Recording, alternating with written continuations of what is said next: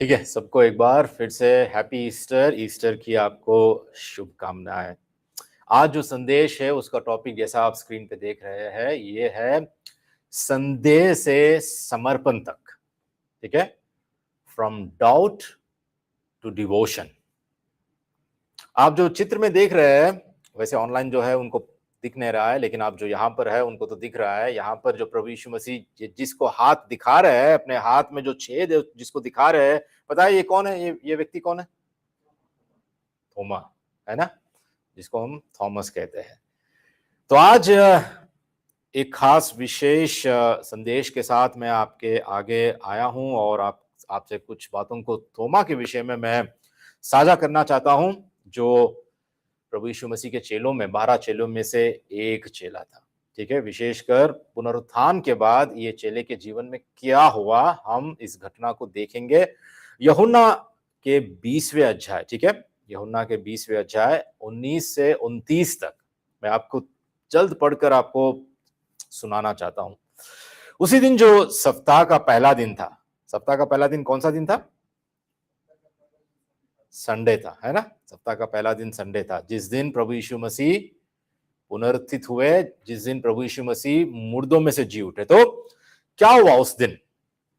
उसी दिन जो सप्ताह का पहला दिन था, संध्या के समय जब वहां के द्वार जहां चले थे यहूदियों के डर के मारे बंद थे, तब यीशु आया और बीच में खड़ा होकर उनसे कहा, तुम्हें शांति मिले।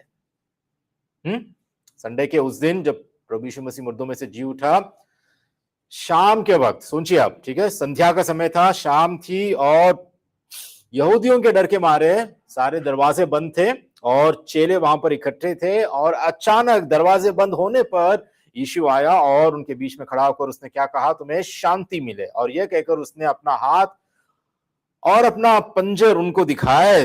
तब चेले प्रभु को देखकर आनंदित हुए। अपने हाथ और अपना पंजर यहां पर जिसमें भाले से उनको चुभाया गया था, वो दिखाया प्रभु ने, ये साबित करने के लिए, देखो मैं ही हूं, भूत भूत वगैरह कुछ नहीं है, ठीक है, दुष्ट आत्मा नहीं है या और कुछ नहीं है, मैं ही हूं, तुम्हारा प्रभु ही हूं। वो देखकर बहुत आनंदित हुए। यीशु ने फिर उनसे कहा, तुम्हें शांति मिले, जैसा पिता ने मुझे भेजा है वैसे ही मैं भी तुम्हें भेजता हूं। यह कहकर उसने उन पर फूका और उनसे कहा, पवित्र आत्मा लो। जिनके पाप तुम क्षमा करो वे उनके लिए क्षमा किए गए हैं, जिनके तुम रखो ये रखे गए हैं। अब ये सारी बातें बोलने के बाद प्रभु जी वहां से चले गए। चेलों ने देखा और प्रभु वहां से अब चले गए। परंतु 12 में से वचन कहता है, एक व्यक्ति अर्थात तोमा, जो दिदुमुस कहलाता है, जब प्रभु आया तो उनके साथ नहीं था। वो कौन नहीं था? कौन नहीं था? तोमा। जब और चेले उससे कहने लगे, हमने प्रभु को देखा है। क्या कहा उन्होंने? हमने प्रभु को देखा है। तोमा, हमने प्रभु को देखा है। तब उसने उनसे कहा, पता है क्या कहा उसने? ये कोई साधारण बात नहीं की हुई। उसने ये नहीं कहा कि अच्छा आपने प्रभु को देखा है, मैं भी जब देखूंगा तब मैं विश्वास करूंगा। ऐसा नहीं कहा उसने। उसने ये नहीं कहा कि मैं जब देखूंगा तब मैं विश्वास करूंगा। उसने ये कहा, जब तक मैं उसके हाथों में कीलों के छेद ना देख लूं। ठीक है, और कीलों के छेदों में इतना ही नहीं, कीलों के हाथ के जो जो जो जो हाथों में कीलों के छेद है, सिर्फ उसको देखना ही नहीं है। अब क्या कह रहा है वो? उसके बाद अब कहता है कि और कीलों के छेदों में अपनी उंगली ना डालूं। अब देखो यहां पर, एक तो ये नहीं कह रहा है कि बस अगर मैं देख लूं तो काफी है, नहीं, ये नहीं कह रहा है। और इतना भी नहीं, उसके हाथों में जो छेद है बस उतना ही देखना नहीं है मुझे। क्या कह रहा है? उस छेदों में भी उंगली जब तक मैं ना डालूं। देखिए तोमा की सोच। आश्चर्य होता है तोमा की सोच को हम देखकर, तोमा की इस बातों को सुनकर, है ना। वचन ऐसा कहता है कि और कीलों के छेद में अपनी उंगली ना डालूं तब तक मैं विश्वास नहीं करूंगा। फिर वचन कहता है 8 दिन के बाद उसके चेले फिर घर के भीतर थे और तोमा उनके साथ था और द्वार बंद थे। तब यीशु ने आकर और बीच में खड़ा होकर कहा, तुम्हें शांति मिले। तब उसने तोमा से कहा, अपनी उंगली यहां लाकर मेरे हाथों को देख और अपना हाथ लाकर मेरे पंजर में डाल और अविश्वासी नहीं परंतु विश्वासी हो। यह सुन तोमा ने उत्तर दिया, क्या उत्तर दिया? हाँ प्रभु जी, मैं आता हूं, तेरे छेदों में, तेरे हाथों के छेदों में मेरी उंगली डालकर मैं देखना चाहता हूं, तेरे पंजर में मेरा हाथ डालकर मैं देखना चाहता हूं, सच में तू तू ही है या नहीं है। कुछ नहीं कहा। तोमा की बोलती बंद होगी और बस एक ही बात कहा। क्या कहा? हे मेरे प्रभु, हे मेरे परमेश्वर। बस, हे मेरे प्रभु, हे मेरे परमेश्वर। यीशु ने उससे कहा, पता है, तूने तो मुझे देखकर विश्वास किया है, धन्य है वे जिन्होंने बिना देखे विश्वास किया। आमीन। तो यहां पर कल्पना कीजिए, इस सीन को आप कल्पना कीजिए, ठीक है, जहां पर प्रभु यीशु मसीह मुर्दों में से जी उठा उस सुबह, पुनरुत्थान के उस दिन, वो मगदलीनी मरियम और कई सारे स्त्रियों को, अपने आप को उसने प्रकट किया। और दोपहर में, उसी दिन दोपहर में क्या हुआ पता है आपको? 2 लोग जो चेले नहीं थे, ठीक है, 2 लोग इमाउस, ठीक है, इमाउस नाम के एक गांव को जा रहे थे। अब इसका विवरण हम लूका के 24 में हम देखते हैं, लूका के 24 के 13 में, उसी दिन उनमें से 2 जन इमाउस नामक एक गांव को जा रहे थे जो यरूशलेम से कोई 7 मील की दूरी पर था। यरूशलेम से 7 मील की दूरी पर ये लोग पैदल चलकर जा रहे थे। आपको पता है प्रभु यीशु मसीह पाम संडे के दिन, पिछले संडे के दिन, वो कहां प्रवेश करते हैं? यरूशलेम में, ठीक है। तो यरूशलेम में ही, यरूशलेम से ही ये 2 लोग अभी इमाउस को जा रहे हैं। इमाउस के नामक गांव को जा रहे थे यरूशलेम से, और ये कहीं कुछ 7 मील की दूरी पर था। तो प्रभु ने इन दोनों को प्रकट किया और इन दोनों के साथ चलकर प्रभु ने सारे भविष्यवक्ताओं के किताबों को लेकर, सारे पुराने नियम को लेकर अपने विषय में उनको समझाता रहा कि किस रीति से मसीह आएगा, दुख उठाएगा, वो मारा जाएगा और फिर मृतकों में से जी उठेगा। और अंत में जब वो उनके घर गया और वहां पर रोटी तोड़ी, तब उनके आंख खुल गए और वहां उनसे चला गया था। अब उसी दिन शाम में, ठीक है, उसी दिन शाम में जब ये शिष्य डर के मारे, ठीक है, डर के मारे अपने अपने दरवाजे बंद करके, अभी तक चेलों ने देखा नहीं प्रभु को, किसी ने नहीं देखा, सिर्फ ये उन स्त्रियों की गवाही सुने कि हाँ हमने देखा है, लेकिन स्त्रियों की गवाही पर कोई विश्वास नहीं करता था उस वक्त। पता है, कोर्ट में भी, वहां उस वक्त के कोर्ट में स्त्री की गवाही नहीं चलती थी। स्त्रियों का हाल इतना खराब था। स्त्रियों को सिर्फ काम के लिए उपयोग करना, अपनी हवस की भूख मिटाने के लिए उपयोग करना, बस ऐसा दर्जा स्त्रियों को दिया जाता था। लेकिन प्रभु यीशु अपने मरने के बाद पहले बार, सबसे पहले स्त्री को ही प्रकट किया अपने आप को। तो स्त्रियों ने कहा, लेकिन कोई विश्वास नहीं किया। तो दरवाजे बंद करके, यहूदियों के डर से चेले एक कमरे में बैठे थे, और क्या हुआ? अचानक प्रभु यीशु मसीह वहां पर प्रकट हुआ और उसने अपने हाथ दिखाए, अपने हाथों में जो कीलों के छेद है उसको दिखाया, अपने पंजर को दिखाया, और ये सब कुछ देखकर चेले बहुत खुश थे, बहुत आनंदित हुए और उन्होंने विश्वास किया। लेकिन 24 पद में हम क्या देखते हैं? परंतु 12 में से एक व्यक्ति, अर्थात तोमा जो दिदुमुस कहलाता है, जब यीशु आया तो उनके साथ नहीं था, वो, है ना, उनके साथ नहीं था। अब ये सोच के देखिए, 11 चेलों में से, ठीक है, पहले 12 थे, इस यहूदा इस्करियोती जो था वो तो मर गया था। अब जो 11 बचे, 11 चेलों में से 10 ही वहां पर उस कमरे में इकट्ठा थे, तोमा नहीं था वहां पर। सोच के देखिए कि तोमा क्यों नहीं था, क्यों नहीं था। बाइबल हमको नहीं बताती, बाइबल हमको ये नहीं बताती कि तोमा क्यों वहां पर नहीं था, वो कहां गया था, क्यों चेलों के साथ वो नहीं था। जब सारे चेले इकट्ठा होकर एक ही जगह थे, तोमा वहां पर क्यों नहीं था।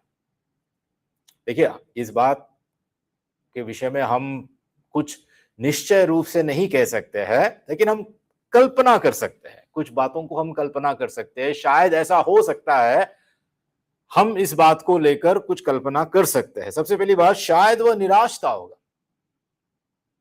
है ना। शायद वो इतना निराश था, सोचता था होगा कि मैं प्रभु के साथ 3.5 साल मैंने समय बिताया, प्रभु यीशु के साथ मैंने बहुत सारे चिन्ह और चमत्कारों को देखा, मैंने ऐसी ऐसी शिक्षाओं को मैंने प्रभु के मुंह से सुना जो आज तक किसी व्यक्ति ने सुनाया नहीं है। ऐसी शिक्षाओं को मैंने सुना, मैंने पूरे मन से, पूरे हृदय से मैंने विश्वास किया कि यही मसीहा है। लेकिन अंत में क्या हुआ, जिस पर मैंने विश्वास किया, जो मसीहा था, जो इतने आश्चर्य कर्म, जो जिसने मुर्दों को ही जीवित किया, आज वही मर गया। आज वह एक मुजरिम के समान क्रूस पर मारा गया। और शायद उसने ऐसा सोचा होगा कि अब तो सब कुछ हो गया, हमारा जो नेता है, हमारा जो अगुवा है, हमारा जो लीडर है, अब यही मर गया, सब कुछ खत्म हो गया। गेम ओवर, चैप्टर क्लोज, अब हमारी दुकान हमको बंद करनी पड़ेगी, अब सब कुछ खत्म हो गया। इसीलिए शायद वो निराश हो गया होगा, उदास हो गया होगा, और वो चेलों के साथ वो नहीं था। दूसरी बात, मैं कल्पना कर रहा हूं, शायद वह डरा हुआ भी था। हमने देखा ना कि संध्या के समय जब वहां के द्वार जहां चेले थे, यहूदियों के डर के मारे बंद थे, तो शायद ये भी डरा हुआ था, डरा हुआ था, और शायद डर के मारे, ये यहूदियों के डर के मारे ये छिप गया होगा। यहूदी लोग प्रभु यीशु मसीह को मारने में कामयाब रहे, और शायद तोमा ने सोचा कि अब तो हमारे प्रभु को, हमारे नेता को, हमारे लीडर को इन लोगों ने मार दिया, लेकिन अब हमारी बारी है, अब हमें भी ये लोग ढूंढ ढूंढ कर, निकाल कर अब हमें भी मारेंगे। इसलिए ऐसा डर हर एक के मन में होगा, और तोमा के मन में भी ऐसा डर होगा। तो इसीलिए शायद वो डरा हुआ था, शायद वो निराश था, इसलिए वो चेलों के साथ नहीं था। तीसरी बात, शायद वह दुखी भी था, है ना, अकेला हो गया, सबको छोड़कर। शायद उसने सोचा होगा कि मैंने सब कुछ छोड़ दिया, मैंने प्रभु के पीछे चलने के लिए अपनी नौकरी छोड़ दी, अपना कामकाज छोड़ दिया, अपने घर परिवार को छोड़ दिया, मैंने सब कुछ छोड़कर, अपनी जिंदगी को प्रभु को अर्पित करके, मैंने सब कुछ छोड़कर आज मैं प्रभु के पीछे चला, और क्या हुआ, मेरा प्रभु खुद मर गया। इस बात पर वो बहुत दुखी भी हुआ होगा कि आज मैं अकेला हो गया हूं, आज मैं अकेला हो गया हूं। सब कुछ प्रभु ने जो कुछ कहा, उन सभी बातों पर शायद वो संदेह करने लगा होगा, है ना। इन सारी बातों के विषय में हम कल्पना कर सकते हैं। इसलिए मैं कहता हूं, देखिए, दुख में अकेलापन अक्सर संदेह को बढ़ाता है। दुख में जब हम होते हैं और जब हम अकेले हो जाते हैं, तो परमेश्वर के वचन पर, परमेश्वर की प्रतिज्ञाओं पर हमारे जीवन में ना संदेह और बढ़ते जाते रहते हैं कि क्या सच में परमेश्वर है, क्या सच में प्रभु मेरे साथी है, क्या प्रभु मेरी बात को सुनता है, क्या वो जीवित है, क्या सच में परमेश्वर का वचन सटीक है और वह जो कहता है वो पूरा करता है। क्या सच में परमेश्वर आज मेरे जीवन में है या नहीं है? इसलिए दुख में जब हम अकेले होते हैं ना, अक्सर ये अकेलापन हमको हमारे जीवन में शक को उत्पन्न करता है, अविश्वास को उत्पन्न करता है। विश्वासियों की संगति बहुत आवश्यक है। ऐसे वक्त विश्वासियों की संगति बहुत आवश्यक है। जब हम संगति से दूर होते हैं तो हम प्रभु यीशु की उपस्थिति को अनुभव करने से हम चूक जाते हैं। तोमा कहां है? अब संगति से दूर है, सारे शिष्यों से दूर है। और इसीलिए जब प्रभु हाजिर हुआ, प्रभु की हुजूरी जब वहां थी चेलों के बीच में ही, तो ये प्रभु की उपस्थिति को खो बैठा, है ना? उस वक्त अगर होता तो प्रभु की उपस्थिति में ये होता था, लेकिन थोमा वहां नहीं था। इसलिए विश्वासियों की संगति आवश्यक है, जहां पर प्रभु ने कहा कि मैं उपस्थित रहूंगा, और प्रभु उपस्थित रहता है। इसलिए ना पुनरुत्थान का अनुभव सबसे अच्छा संगति में होता है, अकेले में नहीं। संगति में, संगति के लोगों के बीच पुनरुत्थित प्रभु की वो उपस्थिति और उसका अनुभव हमें संगति में मिलता है। तो देखिए उसके बाद क्या होता है। उसके बाद जब और चेले उससे कहने लगे, क्या कहने लगे? हमने प्रभु को देखा। ए तोमा, हमने प्रभु को देखा। तब उसने उससे कहा, जब तक मैं उसके हाथों में कीलों के छेद ना देख लूं और कीलों के छेदों में अपनी उंगली ना डालूं, तब तक मैं विश्वास नहीं करूंगा। तो थोमा यहां पर क्या मांग रहा है? थोमा ने ठोस सबूत की मांग की कि मुझे सॉलिड प्रूफ चाहिए भाई। आपके कहे हुए बातों पर विश्वास नहीं करूंगा मैं, मुझे चाहिए तो मुझे सॉलिड प्रूफ।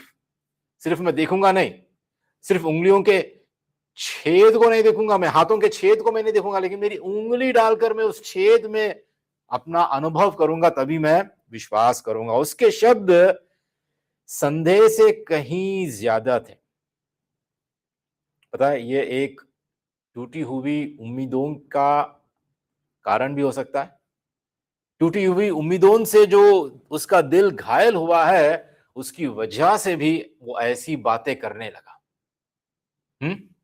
क्यों? क्योंकि मसीहा क्रूस पर मारा गया। उसका मसीहा जिस पर उसने भरोसा किया, विश्वास किया, वो क्रूस पर मारा गया, अब वो मर चुका है। दिल जब घायल होता है ना, दिल जब घायल होता है, तब ऐसी बातें हमारे जुबान से निकलती हैं। ऐसे सोच और विचार हमारे जीवन में आ सकते हैं। ऐसे संदेह से भी ज्यादा प्रश्न हमारे अंदर उठ सकते हैं। देखिए, संदेह करना कोई गलत बात नहीं है।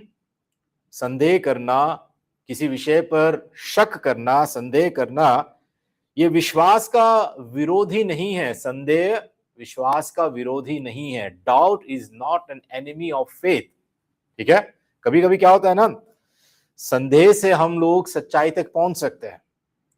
अविश्वास विश्वास का विरोधी है। आप विश्वास बिल्कुल भी नहीं करते हो,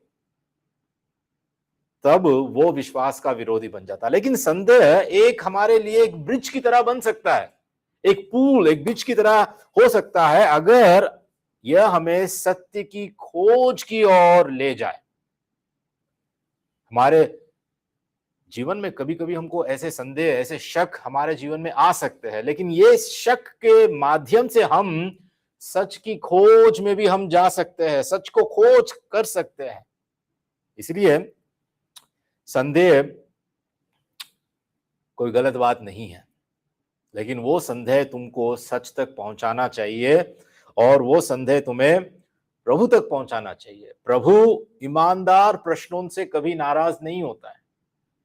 अगर आप ईमानदारी से कोई प्रश्न प्रभु के बारे में, प्रभु की उपस्थिति के बारे में, या उसके अस्तित्व के बारे में, या उसके पुनरुत्थान होने के बारे में भी अगर आपके पास संदेह है, आपको शक होता है, अगर आप ऐसे प्रश्न भी पूछते हो ईमानदारी से, तो प्रभु से नाराज नहीं होता है।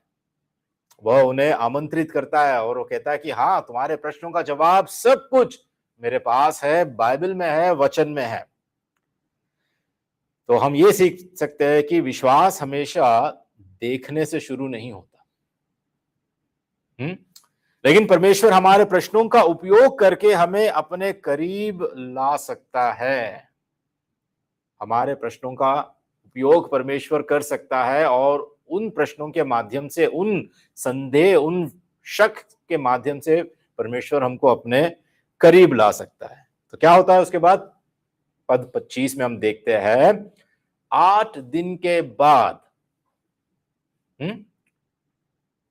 प्रभु यीशु मसीह चेलों के पास से चला जाता है। तोमा आता है, पूछता है, तोमा को चेले बताते हैं और तोमा इनकार करता है, विश्वास नहीं करता है। अब तोमा के मन में बहुत सारे संदेह है, लेकिन उसके बाद पता है कितने दिन बीतते हैं? 8 दिन। 8 दिन के बाद उसके चेले फिर घर के भीतर थे और तोमा उनके साथ था और द्वार बंद थे। अब 8 दिन बीत गए। सोचो कि इन 8 दिनों में तोमा के मन में क्या क्या हो रहा होगा। कल्पना कीजिए कि तोमा के मन में 8 दिनों में क्या क्या बातें, क्या क्या सोच और विचार इसके जीवन में, इसके मन में आ रही होगी। प्रभु यीशु मसीह अगले ही दिन तोमा को प्रकट नहीं हुआ, चाहे तो हो सकता था, है ना? अगले ही दिन या कुछ घंटों के बाद उसी दिन प्रकट हो सकता था। कह सकता था कि देख तोमा, तूने विश्वास नहीं किया ना, मैं आ गया हूं। अगले ही दिन आ सकता, दूसरे दिन आ सकता, तीसरे दिन आ सकता था, लेकिन प्रभु ने 8 दिन तक उसको इंतजार करवाया, है ना? 8 दिन बीत गए, 8 दिन तक कुछ नहीं। तोमा इस 8 दिनों में शायद पतरस से कहा होगा, अरे देखा, मैंने बोला था ना तुझको, अभी तक कुछ नहीं हुआ। मुझे पक्का पता है आप लोग झूठ बोल रहे हो। आप शायद किसी भूत को देखा होगा, प्रभु को नहीं। 8 दिन बीत गए, कहां है प्रभु? अगर प्रभु सच में जीवित होता तो 8 दिन तक वो प्रकट नहीं हुआ है। 8 दिन तक कहां है? शायद बोला होगा, पतरस से बोला होगा, यूहन्ना से बोला होगा और दूसरे चेलों से बोला होगा। प्रभु का कोई चिन्ह ही नहीं है। कहां चला गया प्रभु? ठीक है, इसीलिए जब परमेश्वर अपना जवाब देने में देरी करता है तो हमें भी ऐसा ही महसूस हो सकता है ना? प्रभु तू कहां है? मेरी प्रार्थनाओं को क्यों नहीं सुन रहा है? कहां? मेरा जवाब कहां है अभी? क्यों नहीं मुझे जवाब मिल रहा है? क्यों नहीं प्रभु जी तू अपने आप को प्रकट कर रहा है? क्यों नहीं प्रभु जी तेरी सामर्थ्य को, तेरे हाथ को तू मुझ पर प्रकट नहीं कर रहा है? क्या हो रहा है? उसका वादा कहां है? उसकी प्रतिज्ञाएं कहां है? हमको ऐसा महसूस हो सकता है। इसलिए ना, इंतजार करना सबसे कठिन काम है। इंतजार करना सबसे कठिन काम है, लेकिन इंतजार हमारे दिल की सच्ची स्थिति को प्रकट करता है, हमारे विश्वास को प्रकट करता है, हमारे विश्वास को दर्शाता है कि उस इंतजार की घड़ी में, उस इंतजार के समय में हम कैसे प्रभु पर निर्भर होते हैं, कैसी उसकी प्रतिज्ञाओं का, कैसे उसके वादों पर हम निर्भर होते हैं। इंतजार की घड़ी बड़ी कठिन होती है। शायद ये 8 दिन तोमा के लिए भी वैसा ही रहा होगा। ये 8 दिन भी प्रभु जी तो कहां है, कहां है, कहां है? यही बात को लेकर वो 8 दिन तक बेचैन रहा होगा। लेकिन 8 दिन के बाद इस बार तोमा कहां है? अब अपने चेलों के साथ है। 8 दिन के बाद तोमा अभी चेलों के साथ है और दरवाजे सब बंद थे। और देखिए एक बात, तोमा ये 8 दिन गुजरने के बाद, जब प्रभु का कोई अता पता नहीं है, कोई चिन्ह नहीं है, कोई चमत्कार नहीं है, प्रभु अभी प्रकट नहीं हुआ है, तोमा से एक बात हम सीख सकते हैं कि उसने चेलों की संगति नहीं छोड़ी, उसने संगति को नहीं छोड़ा, उसने चर्च को नहीं छोड़ा, उसने कलीसिया को नहीं छोड़ा। संगति में आना और संगति के लोगों के साथ इकट्ठा होना उसने नहीं छोड़ा। ये बहुत बड़ी बात है जो तोमा ने किया।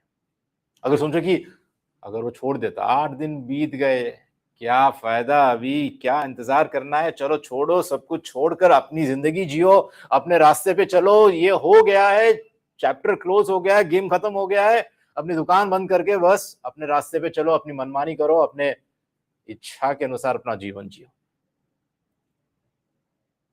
अगर ऐसा सोचकर थोमा छोड़ देता संगति को, तो कितना नुकसान किसका होता? थोमा का होता, चेलों का होता, प्रभु का होता, संगति के लोगों का होता? किसी का नहीं। जो संगति से दूर रहता है, नुकसान उसी का होता है, और वो इतना पछताएगा, इतना पछताएगा कि शायद अंत में समय निकल जाएगा, समय निकल जाएगा। लेकिन तोमा से हम एक बात सीख सकते हैं कि तोमा ने संगति को नहीं छोड़ा है। चाहे कुछ भी हो जाए, वो कहता है, वो आया है, वो फिर से अपने चेलों के साथ, प्रभु के चेलों के साथ वो इकट्ठा हुआ। और फिर तब प्रभु यीशु ने आकर और बीच में खड़ा होकर कहा, तुम्हें शांति मिले। तब उसने तोमा से कहा, अपनी उंगली यहां लाकर मेरे हाथों को देख, और अपना हाथ लाकर मेरे पंजर में डाल, और अविश्वासी नहीं परंतु विश्वासी हो। याद है ना आपको तोमा ने क्या कहा? जब प्रभु को वो देखेगा तो उसने क्या कहा? जब तक मैं उसके हाथों में कीले के छेद ना देख लूं और कीलों के छेदों में अपनी उंगली ना डाल लूं, तब तक मैं विश्वास नहीं करूंगा। और यही बात प्रभु ने तोमा से कही, एग्जैक्टली यही बात।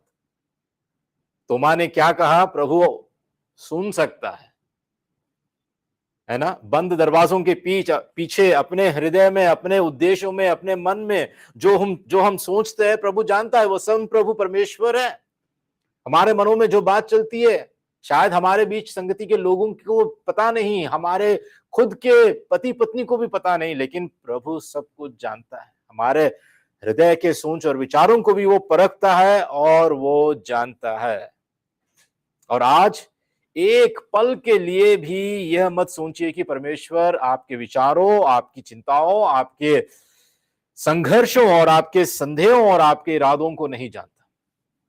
परमेश्वर सब कुछ जानता है, वो जानता है। और देखिए आप, तोमा क्या कहता है? क्या कहता है तोमा?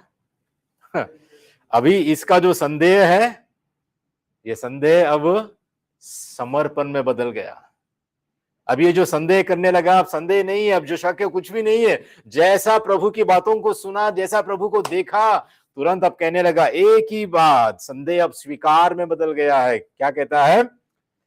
हे मेरे प्रभु, हे मेरे परमेश्वर,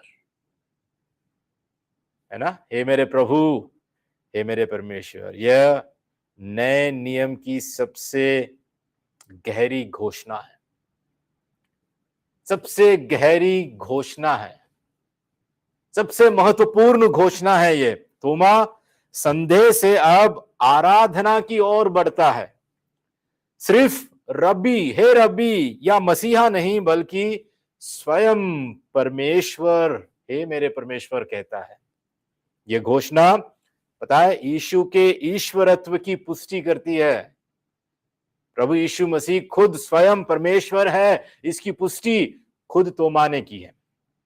तोमा ने जिस तरह से जवाब दिया, मेरा प्रभु, उससे पता चलता है कि सच्चा विश्वास सिर्फ जानकारी नहीं है, बल्कि यीशु मसीह के प्रभुत्व के प्रति व्यक्तिगत समर्पण है। उसने कहा मेरे प्रभु, हे मेरे प्रभु।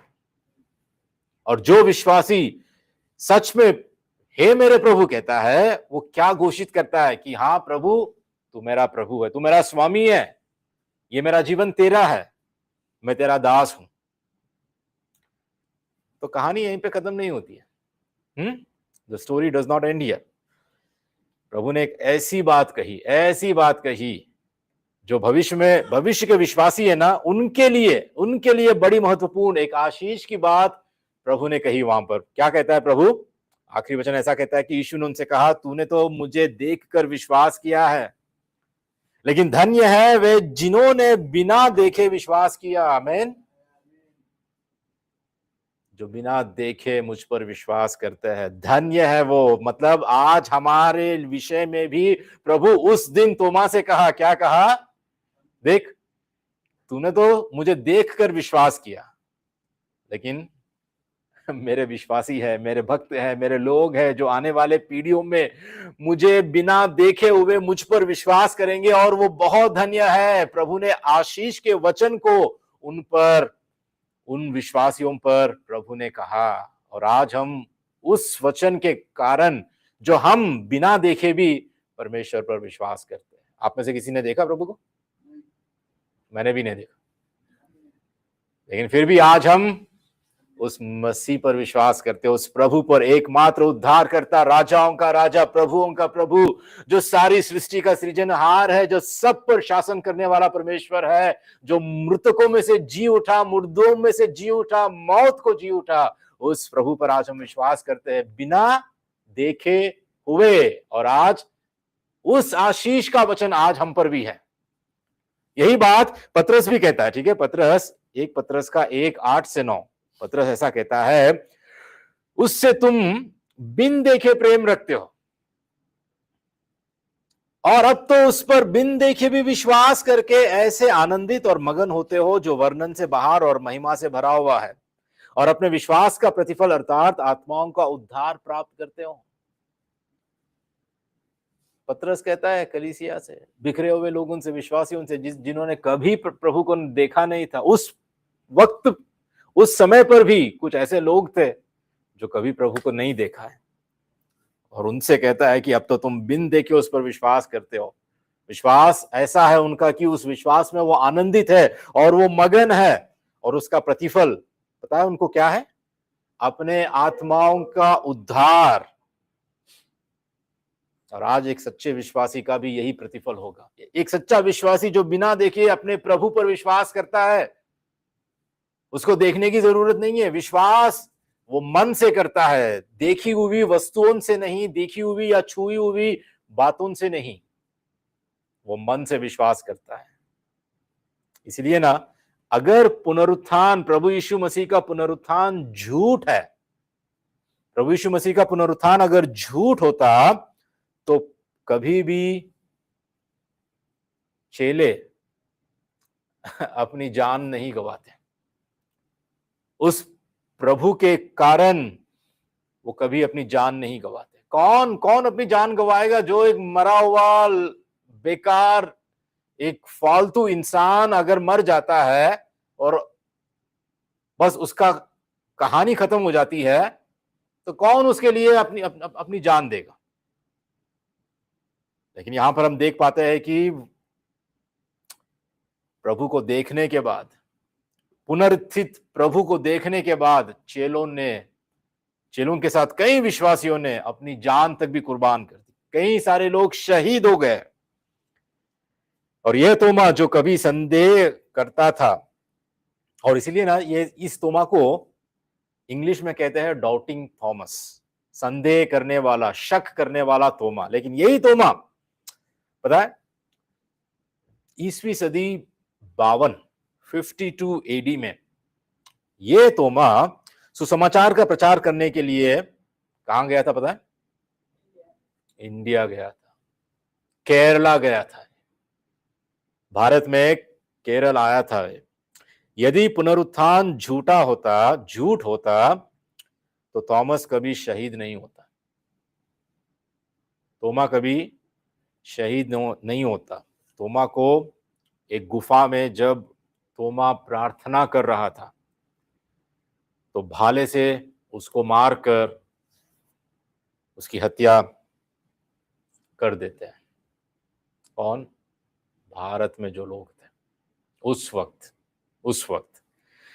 ठीक है, आज भी तोमा की कब्र आप देखोगे, चेन्नई में मैलापुर नामक एक जगह है, वहां पर सेंट थॉमस माउंट कह के है, वहां पर आज भी आप तोमा की उस कब्र को देख पाओगे। ये तोमा जो एक वक्त संदेह करने वाला डाउटिंग तोमा था, यही चेला, हे मेरे परमेश्वर, हे मेरे प्रभु जिसने कहा, वो निकला प्रचार करने, भारत तक पहुंचा, अपने भारत तक पहुंचा। सोच के देखिए कि 11 चेलों में से एक चेले ने अपने भारत पर भी कदम रखकर सुसमाचार को प्रचार किया।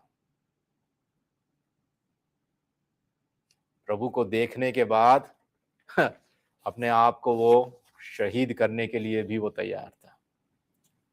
आखिरी एक वचन में आपको बताकर समाप्त करना चाहता हूं। पहले कुरिन्थियों का 15:17-20 में ऐसा कहता है, और यदि मसीह नहीं जी उठा तो तुम्हारा विश्वास व्यर्थ है और तुम अब तक अपने पापों में फंसे हो।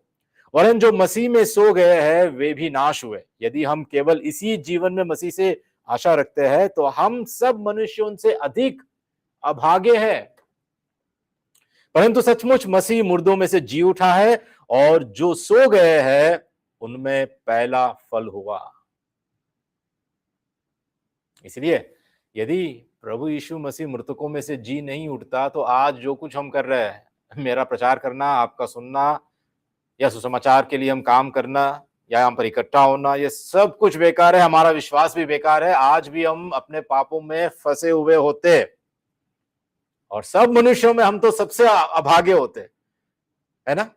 कम से कम वो लोग इस संसार के सुख भोग को, सुख विलास को भोग करते हुए, उसका आनंद उठाते हुए जी रहे, हम तो वो भी नहीं करते।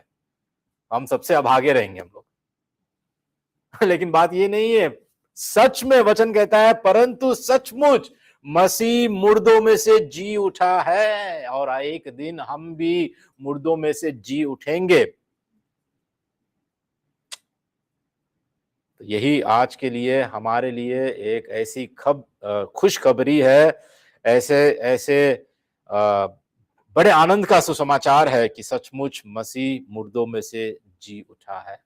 और इसलिए आज जो कोई पापी नया जन्म पाता है, अपने पापों में से पुनरुत्थित होता है, अपने पापों में से, अपने पाप के उस भयानक भयानक मृत्यु की दशा से जो पुनरुत्थित होता है, वो एक दिन मसीह जैसा ही अपने शरीर में भी पुनरुत्थित होगा जब प्रभु आएगा। तो परमेश्वर ने जैसा मसीह को जिलाया मुर्दों में से, वैसे ही आज हमें भी मुर्दों में से जिलाया, उस पाप के अंधकार में से जिलाया। और एक दिन यदि हम, प्रभु का आगमन देर है और यदि हम मर भी जाते, हम सो भी जाते हैं विश्वास में, हम विश्वासी होकर यदि हम इस संसार को छोड़ भी देते हैं, लेकिन एक दिन हम भी उस महिमा के शरीर के साथ जीवित हो उठेंगे और प्रभु के राज्य में हम रहेंगे।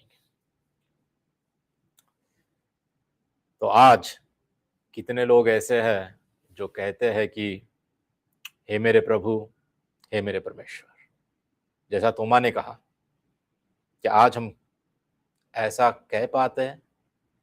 क्या हम ऐसे विश्वासी हैं जो संदेह से आज समर्पण तक प्रभु के लिए हम समर्पित रहे?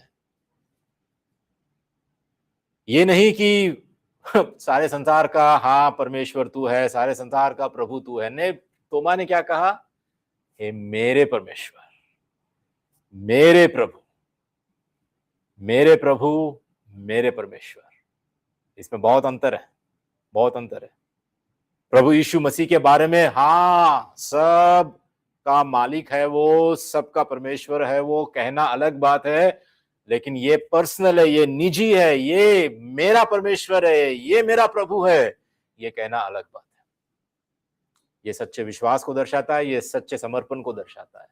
तो जैसा तोमा डाउट से डिवोशन या संदेह से समर्पण तक किस रीति से वो आगे बढ़ा, आज प्रभु चाहता है कि हम भी ऐसा जीवन जिए। इस पुनरुत्थान के दिन उस पुनरुत्थित मसीह को हम पहचाने और उसको अपना जीवन दिए।